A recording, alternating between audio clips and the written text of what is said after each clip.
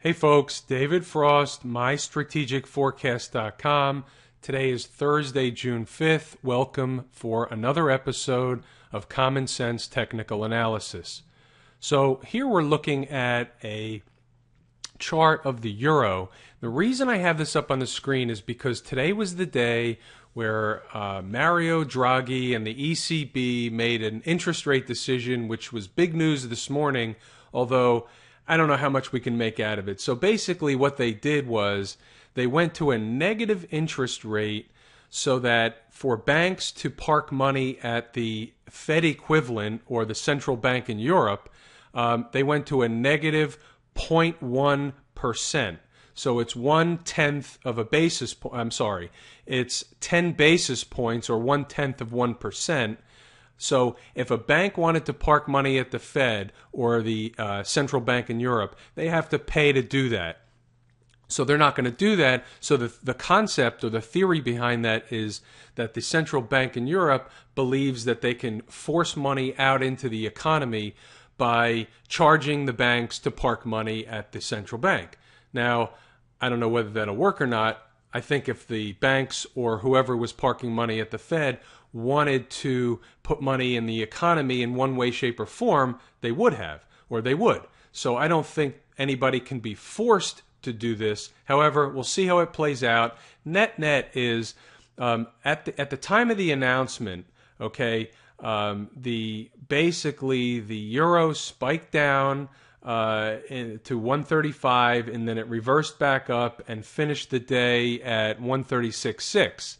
Now, the dollar did the opposite thing, but there once was a time where the market followed the dollar or the dollar followed the market. It's not that way anymore, so I don't know if we can make much out of this. Basically, the market essentially has been following the yen, but we'll save that for another video. My members are aware of that. I talk about that, and that the canary in the coal mine has become the yen-dollar trade or the dollar-yen trade, and the market is basically moving in concert with that. So I don't know what we can make of the euro trade, but I thought I'd bring it up because it was a big news event today that kind of throws a monkey wrench in everything. And by monkey wrench, I mean, well, let's take a look at the SPY, if I have it here somewhere. Here we go. Basically, on the daily chart of the SPY, you had another up day, and it was on the heels of the ECB announcement, but it was nothing more than an excuse to push the market higher. And in yesterday's blog post, I mentioned you can't short a dull market. And that holds true. It continues to hold true. The volume picked up a little bit today, but really on the Spider, there was just about 91 million shares today, and that's not heavy volume. So it's not a spike up on heavy volume, which means conviction by the institutional traders and investors. It's basically just another float day higher, and when the program trading kicks in, it drives the market higher. It drives the momentum stocks higher, except for a couple today. You'll notice Facebook and a couple of the other suspects weren't really up today, LinkedIn. So those social media stocks, which have been leading the market, or the NASDAQ for that matter, let them down anyway, were not in leadership roles today on the way back up. So I don't know how much we can make of it, but I will tell you that the market can continue to grind higher for at least around another month. Now, I think we'll see a pullback in that time frame, and I wouldn't be surprised to see one in short order. But again, light volume, float up, above all the moving averages. There's really nothing wrong with the market. It wants to go higher. People believe it's going to go higher. Therefore, it's going higher. The more important aspect for us is to get the timing correct in when the market's going to pull back. It's not so much at a price as it is time, and we're not at that time yet. So that's where we stand. Another up day in the SPY, another up day in the markets, and we have the continual melt up. So let's take a look at gold, because on the back of the announcement today, we had a little up day in gold. We opened up on the day because of the announcement at 8:30. This is the GLD, and we went higher.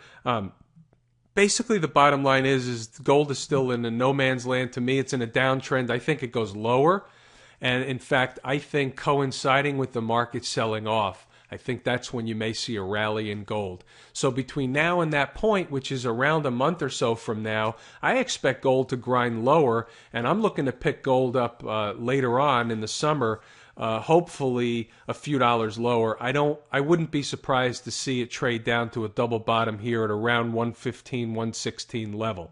So I would look for that. Maybe 116 and change is a great level. But we'll see how it plays out. We'll see how the pattern's set up. And when the market tells us to take a trade, or when gold tells us to take a trade, we'll take a trade. Let's look at USO, and then we're going to jump back to the interest rate market in a minute. So USO put in a little bit of a another down day here. Did it? Let's see. Gold USO opened up 37.27.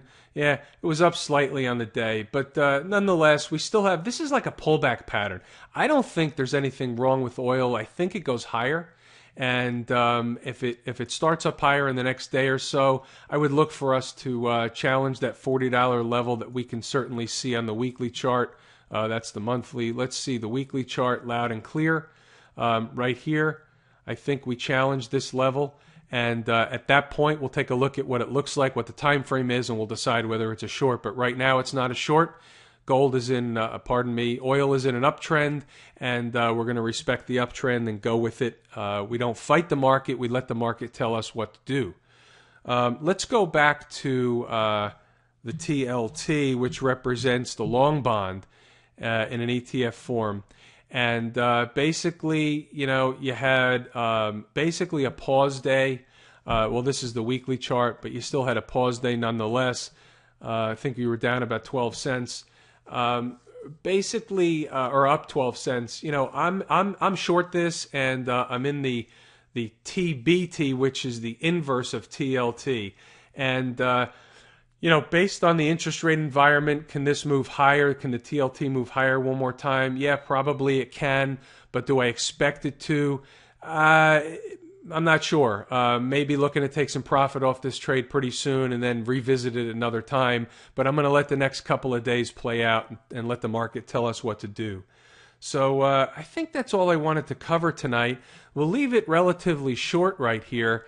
And that's your common sense technical analysis for the day. There's really nothing going on other than more of the same.